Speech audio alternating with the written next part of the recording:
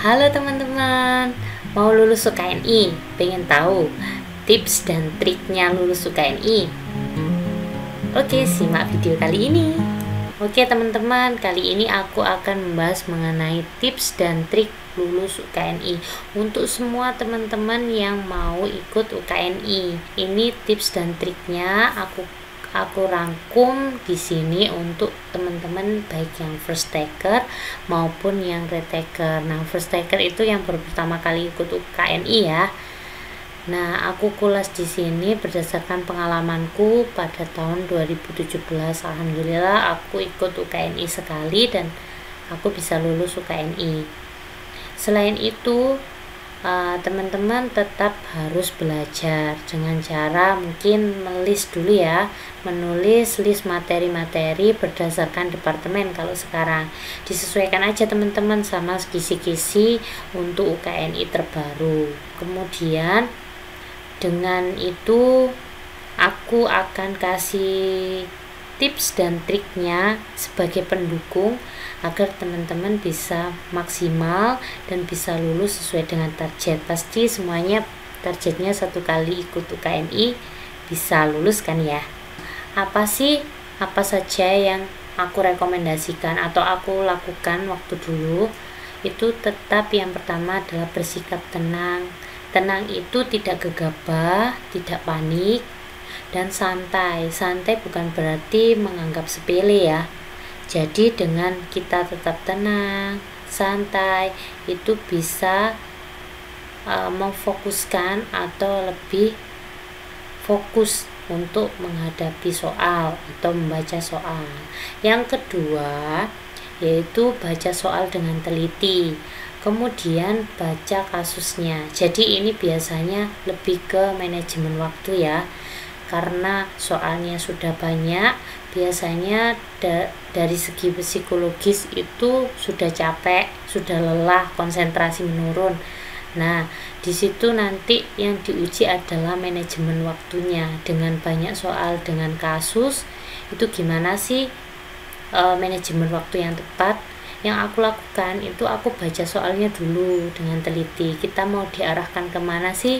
Dengan itu baru kita baca kasusnya untuk menentukan keyword mana yang mengarah ke soal seperti itu. Kemudian selain itu jangan bingung dengan soalnya. Nah, kalau teman-teman ada juga ya, mungkin teman-teman yang mengalami kebingungan dengan soalnya ini kurang bisa dipahami gitu ya. Nggak usah bingung, nggak usah patah semangat. Aku biasanya menggunakan teknik eliminasi pilihan alternatif jawaban. Ini hanya untuk soal-soal yang dirasa teman-teman sulit. Jangan semuanya ya teman-teman ya. Dari 5 jawaban semisal A, B, C, D, dan E, itu kita alternatif dari soalnya itu mengarah kemana. Nah, semisal dari pertanyaannya itu biasanya yang paling banyak itu adalah diagnosa keperawatan yang utama ya. Nah, itu biasanya ada yang mengarah, yang pertama semisal pilihan A itu mengarahnya ke gangguan rasa nyaman. Yang kedua pilihannya ke pola nafas. Yang ketiga bersihan jalan nafas. Yang keempat pertukaran gas. Yang kelima atau yang E itu mungkin intoleran aktivitas. Nah, itu kita eliminasi. Gangguan rasa nyaman kan kita sesuaikan juga sama keluhan utamanya. Nah, gangguan rasa nyaman sama intoleran aktivitas kan itu tidak membingungkan kita ya. Nah, jenis soalnya itu seperti itu. Jadi kita lihat dulu kasusnya, keluhan utamanya apa. Kalau pilihan jawabannya yang mengarah ke pernafasan ada 3, itu kemungkinan. Nah, dari situ kita pun tidak perlu bingung-bingung dari 5 jawaban. Jadi kita eliminasi aja jawaban yang tidak mengarah ke sistem pernafasan. Jadi tinggal 3. Nah, itu nanti kita harus tahu keywordnya. Mana sih keyword yang untuk pola nafas, mana dia keyword untuk diagnosanya gangguan pertukaran gas dan seterusnya seperti itu. Jadi kita bisa lebih tepat untuk menjawab atau memilih jawaban yang paling tepat. Seperti itu teman-teman. Selanjutnya, jangan terpaku dengan satu soal. Ini manajemen waktu lagi ya. Perhatikan waktu yang sedang berjalan. Biasanya ada teman-teman yang asik dengan soal, terutama di hitungan ini ya. Di hitungan dia sudah tahu konsepnya, dia sudah tahu gimana caranya, dia yakin bahwa bisa menyelesaikan itu. Fokus dengan satu soal itu, dia tidak menyadari bahwa satu soal itu dikerjakan lebih dari 1 menit, seperti itu. Nah itu jangan sampai seperti itu. Nah kita target berapa maksimal satu soal itu berapa menit. Kalaupun teman-teman tahu caranya, tapi memakan banyak waktu, kita skip dulu, kita percepat untuk menyelesaikan soal tersebut, atau kita lingkari dulu, nanti kita kembali di situ. Nah seperti itu. Tapi kalau aku dulu sih, aku cepet ya, aku cross check cepat, terus kemudian aku pilih mana jawaban yang tepat, seperti itu. Tapi kalau memang teman-teman itu sudah mindset bahwa aku kalau hitung-hitungan butuh waktu lebih panjang, nah itu ditandai aja nomor itu, nanti di akhir kita kembali ke nomor yang hitung-hitungan itu. Jadi seperti itu, biar nanti biasanya kalau hitung-hitungan itu perhitungan cairan, terus kemudian perhitungan dosis, kemudian luas luka bakar, seperti itu teman-teman. Jadi nanti dilingkari dulu, manajemen waktunya seperti itu, dilingkari dulu, kemudian di akhir nanti kita kembali ke soal itu. Kita tahu kan maksudnya soal itu, kita tahu caranya, tapi kita butuh waktu yang lebih, seperti itu. Jadi kalau ada soal selanjutnya yang bisa dipercepat atau kurang dari 1 menit terselesaikan, nah itu kita nanti ngambil dari waktu yang dipotong, seperti itu. Jadi ada tambahan waktu. Selanjutnya, sering ikut tryout teman-teman. Jangan nunggu yang tryout dari instansi, tryout dari nasional gitu ya. Tapi kita aktif cari tryout ataupun latihan soal dari grup-grup online. Sekarang kalau menurutku sekarang banyak ya grup online atau program-program online gitu untuk UKNI, itu aku saranin banget untuk ikut. Jadi kita bisa mengetahui seberapa kemampuan yang sudah kita dapat, yang sudah kita miliki, seperti itu. Nanti kita kurang di mana, kita lemah di mana, itu yang kita perbaiki lagi. Dari situ kita tahu mana yang harus dipelajari kembali, mana yang sudah cukup, atau tetap kita ingat gitu ya.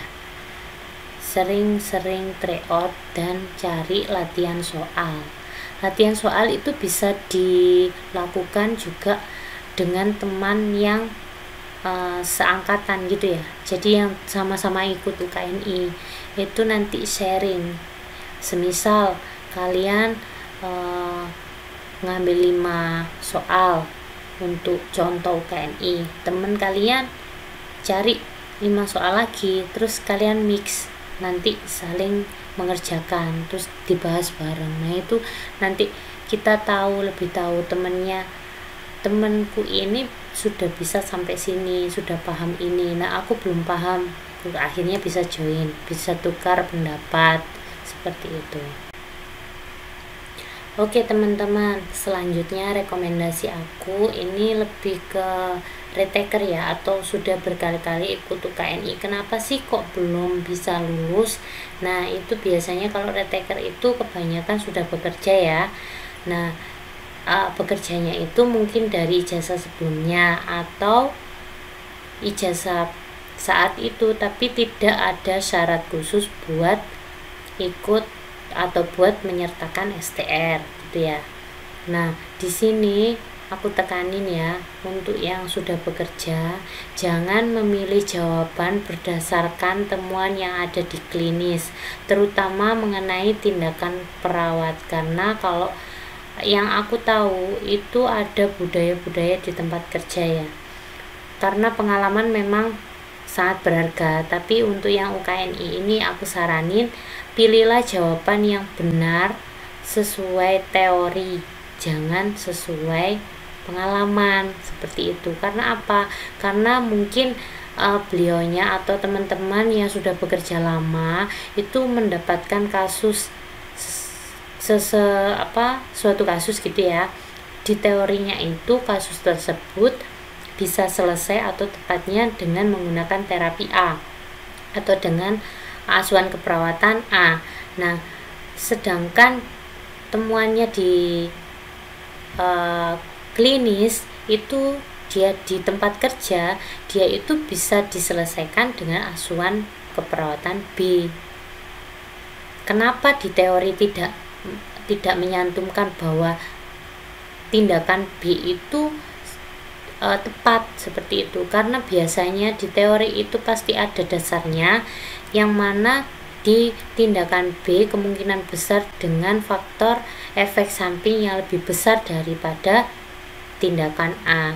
Maka dari itu di teori disampaikan bahwa kasus tersebut sesuai tindakan yang sesuai dilakukan untuk kasus tersebut adalah tindakan A, seperti itu.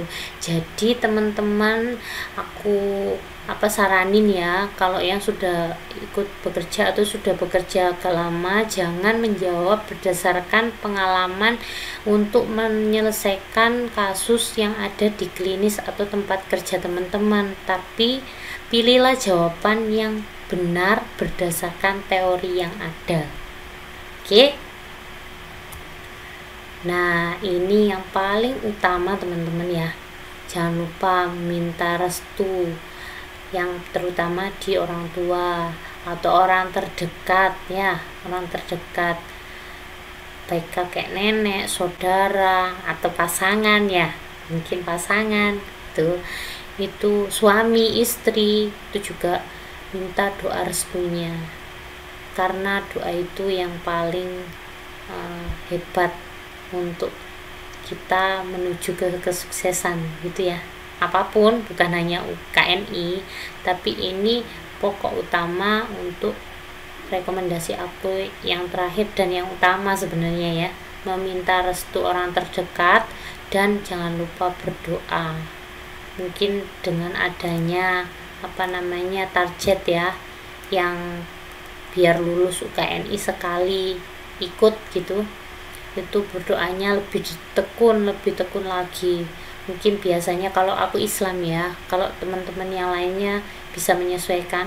Nah, kalau aku Islam itu tidak hanya ibadah wajib gitu ya, tapi kita tambahkan ibadah-ibadah sunnah, mulai dari puasa, sholat sunnah dan lain-lain itu.